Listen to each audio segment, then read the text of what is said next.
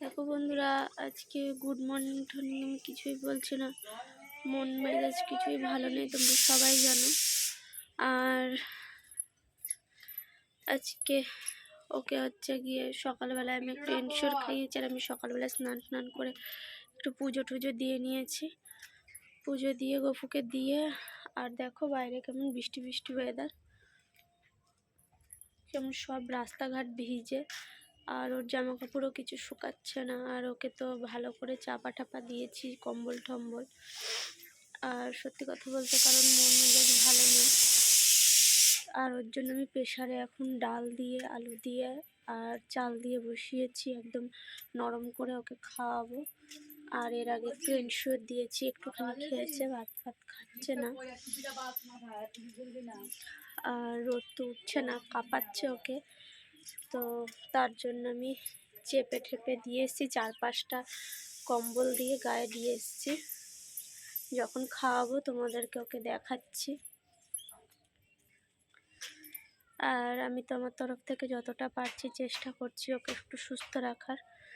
কিন্তু একটা মানুষের শরীরে যখন অতটা ক্ষত হয়ে যায়, তাকে কোনোভাবেই সুস্থ রাখা যায় না, আমি জানি। কারণ সেই বুঝতে পারে তার যন্ত্রণাটা কত। আমরা তো নিতে পারছি না, আমরা শুধু দেখতে পাচ্ছি, এটাই। তাও ওর শরীরে সার নেই বলে ও কিছুটাই বুঝতে পারছে না। চলো দেখি, খাবারটা হয়তো আবার হয়ে গেছে, আমি নামাই, তারপরে তোমাদের সাথে আবার কথা বলছি। এই দেখো, ও শুয়ে আছে, ওখানে একটু চোখটা খুললো। ওকে এখনো খাওয়াইনি, খাওয়াবো। চলো দেখি ভাতটা কতটা কি হয়েছে।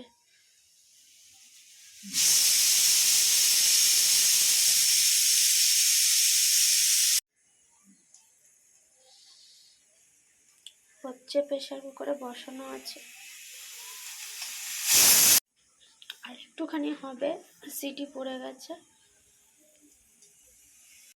তো এই দেখো, আমি হচ্ছে এই যে এই ভাতটা করে এনেছি, ডাল দিয়ে, আলু দিয়ে আর ওই চাল দিয়ে প্রেশারে সিটি মেরে নিয়ে এসেছি।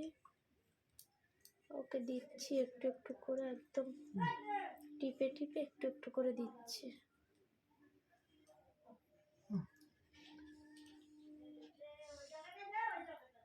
তাই খাচ্ছে একটু একটু।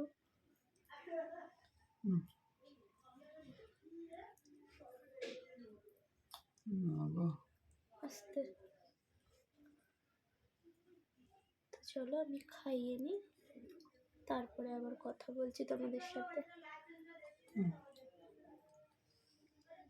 দেখো, আমি তো আর দুপুরে খাওয়ানো দাওয়ানোর পরে আর ভিডিও করতে পারিনি। পরে হাতটা একটু ব্যথা করছে, ডান হাতটা, তাই আমি একটু টিপে দিচ্ছি।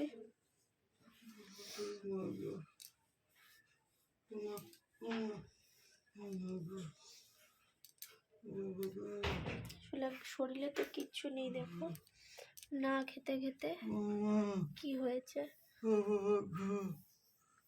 হাড় বেরিয়ে যাচ্ছে।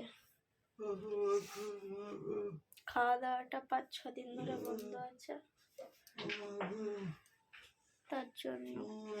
তো চলো একটু পরে আমি একটু ওই হাত পাগুলো টিপে, পাটাগুলো টিপে আমি একটু ওকে ওষুধ দেবো পায়ে যন্ত্রণার, আর দুধ গরম করে নিয়ে এসে একটু দুধ খেতে দেবো। চলো আবার পরে কথা বলছি, একটু মেসেজ করে নিই। তো যাই হোক বন্ধুরা, আমি তোমাদেরকে ওকে হচ্ছে তখন দেখলে আমি হাত পা টিপে দিয়েছি, তারপরে ওকে দুধ ফুট করে খাইয়ে দিয়েছি। আর এখন প্রায় 10টা মতো বাজে। ওকে আমি রাতের খাবারটাও খাইয়ে ওকে মোটামুটি ওপাস করিয়ে শুধু ওষুধটা দিতে বাকি আছে, ওষুধটা আমি গুলবো। তোমাদের সাথে কথা বলতে এসেছি, আমার কিছু কথা ছিল, তাই ওকে ওই পাশ করে রেখেছি।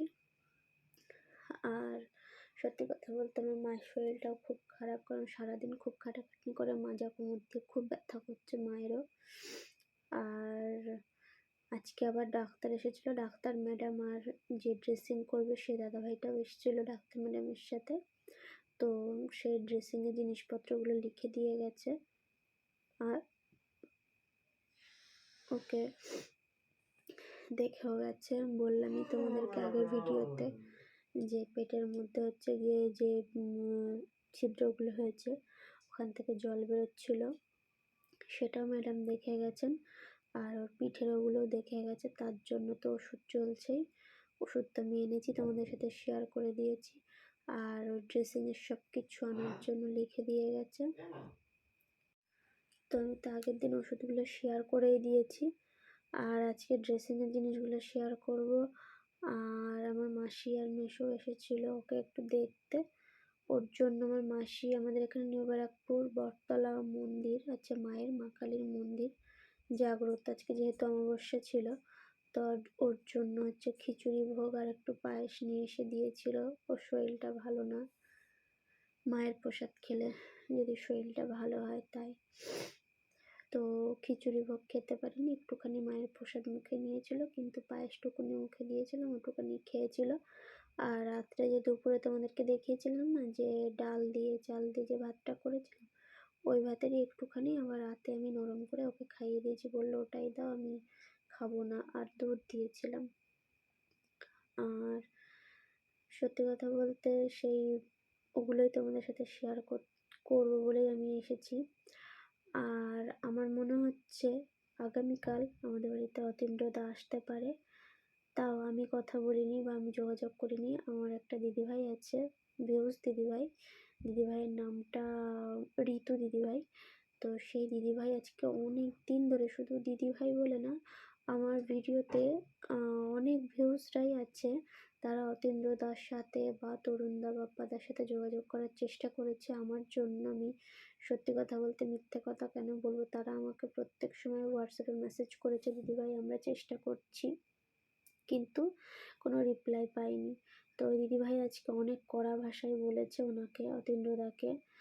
তো যাই হোক, তার জন্য হয়তো বা অতীন্দ্রদা আসতে রাজি হয়েছে। আসলে দিদিভাই বা আমার ভিউজ যারা সবাই আছো, সবাই তো তোমরা দেখতে পাচ্ছ ওর পরিস্থিতিটা কেমন। তো সবার মাথারই ঠিক নেই আমি জানি, সবাই চাইছে যে, মানে কি বলবো, সবাই চাইছে যেন ও একটু সুস্থ হয়ে উঠুক, যে যেভাবে পাচ্ছে ভগবান, আল্লাহ, যিশু খ্রিস্ট সবার কাছে প্রার্থনা করছে। তো সেখানে অতীন্দ্রদা নাকি কালকে আসার কথা বলেছে আমাদের বাড়িতে, অবশ্যই আসলে তো আমি আর ভিডিও করতে পারবো না, আমি তোমাদেরকে যেভাবে রোহনের কথা বলেছি ওইভাবেই বলতে পারবো। আসলে আমি ভিডিও করি বলেই হয়তো অনেক ইউটিউবাররা আমার পাশে আসেনি বা এসে দাঁড়ায়নি, এটা আমি প্রমাণ পেয়েছি, তারা আসতে চায়নি, এটা সত্যি কথা। তোমাদেরকেও আমি বলেওছি, এর আগেও আমি অনেকবার চেষ্টা করেছি, আসেনি। আসলে ওর শরীরটা এত খারাপ, সবাই চাইছো তোমরা যাতে ও একটু ভালো কিছু ভালো অ্যামাউন্ট পায়, ওকে নিয়ে আমি ভালো ট্রিটমেন্টটা করাতে পারি। আর সত্যি কথা বলতে এখন যে ড্রেসিংয়ের যে জিনিসপত্রগুলো তোমাদের সাথে শেয়ার করব, দেখো তারপরে আবার কথা বলছি।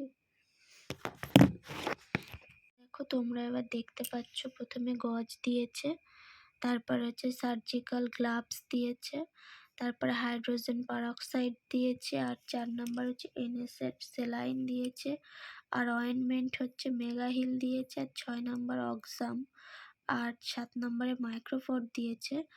আর এই যে লাস্টে 8 নাম্বারের যেটা আছে, 8 নাম্বারেরটা হচ্ছে ওয়াক্সিল লোশন। আমার মনে হচ্ছে এই ওয়াক্সিল লোশনটার কথাই বলছিল, আমি এখনও সার্চ করে দেখতে পাইনি। আমি সঙ্গে সঙ্গে সার্চ করার চেষ্টা করেছিলাম যে এটা হয়তোবা দাদাভাইটা খুঁজে পাচ্ছিল না, এটার কথাই বলছিল, বললো তাও তোমরা দেখো যদি কাউকে দিয়ে আনাতে পারো।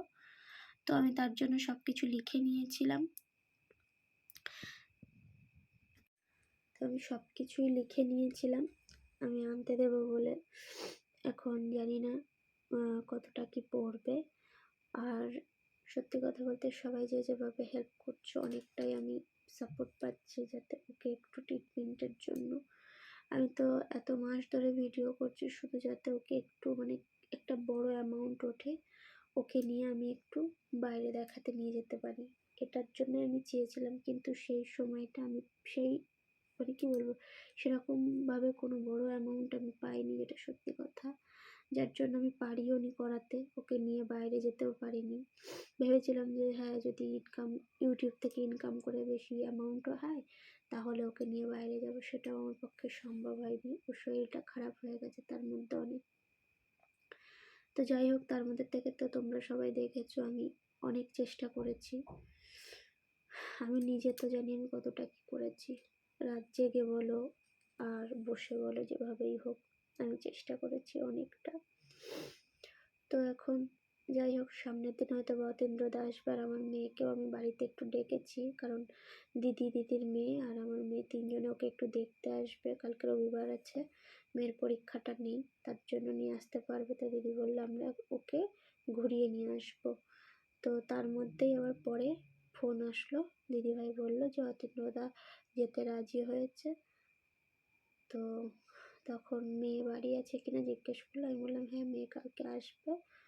তো আসুক, তারপরে দেখো তোমরা তো সবাই দেখতে পাবে কি দিয়ে কি হচ্ছে না হচ্ছে।